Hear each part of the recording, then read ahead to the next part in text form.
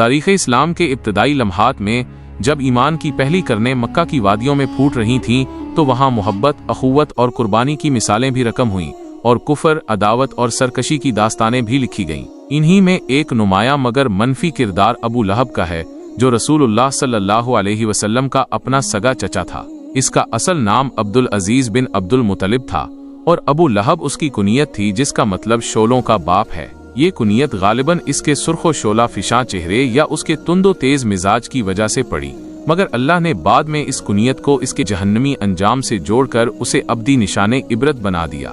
آئیے اس شخص کی مکمل کہانی جانتے ہیں جس کی مخالفت نے نہ صرف قرآن میں ایک پوری سورہ کو جنم دیا بلکہ آنے والی نسلوں کے لیے ایک بہت بڑا سبق چھوڑا ہے۔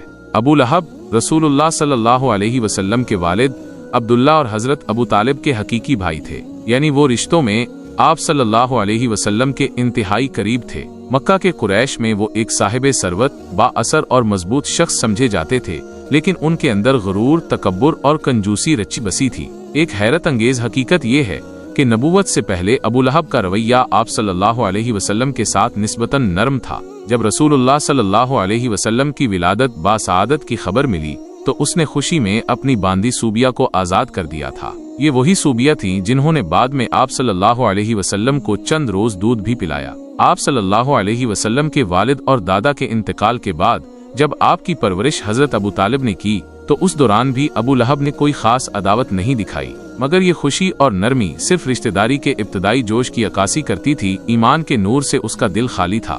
جب اللہ نے رسول اللہ صلی اللہ علیہ وسلم کو نبوت سے سرفراز فرمایا اور آپ نے اللہ کے حکم پر دین حق کی دعوت کا آغاز کیا تو حالات نے ایک نیا رخ اختیار کیا۔ ابو لہب وہ پہلا شخص تھا جس نے کھل کر اور شدت کے ساتھ آپ صلی اللہ علیہ وسلم کی مخالفت کی۔ یہ مخالفت محض رشتہ دارانہ یا قبائلی خلاف کفر و عناد کی انتہا تھی۔ وہ نہ صرف خود اسلام کا انکار کرتا تھا بلکہ مسلمانوں کو اذیت دینے اور اسلام کو جڑ سے اکھاڑ پھینکنے کے لیے ہر ممکن کوشش کرتا رہا۔ ابو لہب اور اس کی بیوی ام جمیل جو ابو سفیان کی بہن تھیں، رسول اللہ صلی اللہ علیہ وسلم کو ایذا پہنچانے کا کوئی موقع ہاتھ سے نہیں جانے دیتے تھے۔ جب اللہ نے آپ صلی اللہ علیہ وسلم کو قریبی رشتہ داروں کو دین کی دعوت دینے کا حکم دیا تو آپ صلی اللہ علیہ وسلم صفا پہاڑی پر چڑھے اور قریش کو پکارا۔ جب لوگ جمع ہوئے تو آپ صلی اللہ علیہ وسلم نے فرمایا، اگر میں تمہیں بتاؤں کہ اس پہاڑی کے پیچھے ایک دشمن کا لشکر ہے تو کیا تم مجھ پر یقین کرو گے؟ سب نے بیک آواز کہا، ہم نے آپ سے کبھی جھوٹ نہیں سنا۔ تب آپ صلی اللہ علیہ وسلم نے فرمایا، میں تمہیں اللہ کے سخت عذاب سے ڈرانے والا ہوں۔ اس پر ابو لہب نے فوراً کہا، تب و اللہ کا، کیا تو نے ہمیں اسی کے لیے جمع کیا تھا؟ تیرا برا ہو۔ یہ کہہ کر اس نے آپ صلی اللہ علیہ وسلم کو پتھر مارنے کی کوشش کی۔ صحیح بخاری حدیث نمبر 4971 کتاب التفسیر میں حضرت ابن عباس رضی اللہ عنہ سے روایت ہے کہ جب یہ آیت نازل ہوئی اور اپنے قریبی رشتہ داروں کو ڈراؤ تو رسول اللہ صلی اللہ علیہ وسلم نے صفا پر چڑھے اور اس واقعے کو بیان کیا۔ ام جمیل ابو لہب کی بیوی حضور اکرم صلی اللہ علیہ وسلم کے راستے میں رات کے وقت کانٹے اور کچرا بچھا دیا کرتی تھی تاکہ آپ کو چلنے میں تکلیف ہو۔ اس کی اسی مکروہ حرکت کی وجہ سے قرآن میں اسے حملۃ الحطبی، لکڑیاں ڈھونے والی کہا گیا ہے، جو کنایہ ہے چغل خوری، فتنہ و فساد اور برائی پھیلانے والی عورت سے۔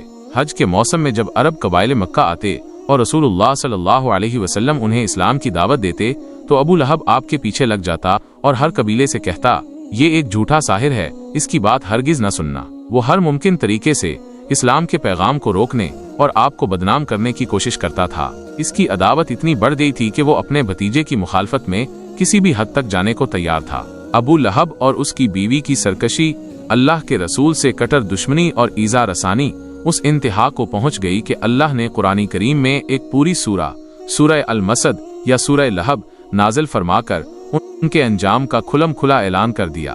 تبت ید ابی لہب وتب واحد ما اغنى عنه ماله وما كسب 2 سيصلى نارا ذات لهب 3 وامرأته حمالة الحطب 4 في جيدها حبل من مسد 5۔ ترجمہ، ابو لہب کے دونوں ہاتھ ٹوٹ جائیں اور وہ تباہ ہو جائے۔ اس جملے میں اس کی تمام محنت اور مال کی بے ثباتی کی پیشین گوئی کی گئی ہے۔ اس کا مال اور جو کچھ اس نے کمایا اس کے کچھ کام نہ آیا، یعنی دنیاوی دولت، جاہ و حشمت اور اولاد سب اسے اللہ کے عذاب سے نہ بچا سکے۔ وہ عنقریب بھڑکنے والی آگ میں داخل ہوگا۔ ये इसके दोज़खी होने का वाज़े और हतमी ऐलान था, जो इसकी कुफर पर मौत को साबित करता है, और उसकी बीवी भी, जो लकड़ियां ढोने वाली है, यानी फितना और फसाद फैलाने वाली और चुगलखोर है। इसकी गर्दन में खजूर की रस्सी यानी जहन्नम की जंजीर या तौक होगी। ये इसके जिल्लत आमेज अंजाम और जहन्नम में इसकी हालत की तस्वीर कशी है। ये सूरा न सिर्फ अबू लहब के अंजाम का ऐलान था, बल्कि इस बात का भी बैने सबूत था कि अल्लाह अपने पैगंबर की मदद फरमाता है और उनके दुश्मनों को इबरतनाक अंजाम से दोचार करता है, चाहे वो कितने ही करीबी रिश्तेदार क्यों न हो। कुरान की ये पेशीन गोई हर्फ ब हर्फ पूरी हुई। ग़ज़वा बदर में मुसलमानों को शानदार फतह हासिल हुई और कुरैश के बड़े बड़े सरदार, जिनमें अबू लहब के करीबी दोस्त भी शामिल थे, मारे गए या कैद हुए। इस खबर को सुनकर अबू लहब को शदीद सदमा और गुस्सा हुआ। वो इस ग़ज़वे में शरीक न हो सका था, क्योंकि वो एक इंतहाई नागवार और मुतअद्दी बीमारी अदसा, एक किस्म के फोड़े जो ताउन जैसी वबाई बीमारी समझी जाती थी, में मुब्तला हो चुका था। लोग इस बीमारी के खौफ से उसके करीब भी नहीं जाते थे। इसी बीमारी की शिद्दत से अबू लहब की मौत वाक़े हुई। उसकी लाश 3 दिन तक घर में पड़ी सड़ती रही। कोई उसके करीब जाने को तैयार न था कि कहीं ये बीमारी उन्हें भी न लग जाए। जब बदबू नाकाबिले बर्दाश्त हो गई और लोगों ने भी उसकी लाश को दफनाने से इनकार कर दिया, तो बिलाखिर उसके बेटों ने मजबूरी और बदनामी से बचने के लिए उसे दूर से पानी डालकर गुस्ल दिया और लकड़ियों के जरिए धकेलकर मक्का से बाहर एक गड्ढे में फेंक दिया और ऊपर से पत्थर डालकर छुपा दिया। ये इस शख्स का अंजाम था जिसने माल, हस्बो नसब और ताकत के बावजूद अल्लाह और उसके रसूल सल्लल्लाहु अलैहि वसल्लम की मुखालफत की थी। उसका माल, उसकी औलाद, उसकी कुरैशी हैसियत कुछ भी उसके काम न आ सका और वो दुनिया में भी निहायत जिल्लत और अजियतनाक हालत में मरा और आखिरत का अजाब तो उसका मुकद्दर ठहरा। अबू लहब की कहानी सिर्फ एक तारीखी वाक़या नहीं, बल्कि ईमान की अजमत, रिश्तों की हकीकत और कुफर के अंजाम के हवाले से एक लाजवाल दरसे इबरत है। ये हमें सिखाती है कि खूनी रिश्ते भी इस वक्त बेमाना हो जाते हैं जब ईमान का रास्ता जुदा हो जाए। अल्लाह अपने दीन और अपने महबूब बंदों का खुद मुहाफिज है और उनके दुश्मनों को दुनिया और आखिरत दोनों में रुसवा करता है। दुनियावी दौलत, जाहो, हशमत और ताकत आखिरत में अल्लाह के अजाब से हरगिज नहीं बचा सकती और हक की मुखालफत करने वालों का अंजाम हमेशा रुसवाई और हलाकत होता है, चाहे वो कितने ही ताकतवर क्यों न हो। ये कहानी आज भी हर उस शख्स के लिए एक रोशन मिसाल है जो हक की राह में रुकावट बनता है, अल्लाह के कलाम का मजाक उड़ाता है या नबी आखिरुज़्ज़मां सल्लल्लाहु अलैहि वसल्लम की शान में गुस्ताखी करता है। इसमें हर उस इंसान के लिए तंबीह है जो हिदायत को ठुकरा कर गुमराही का रास्ता चुनता है।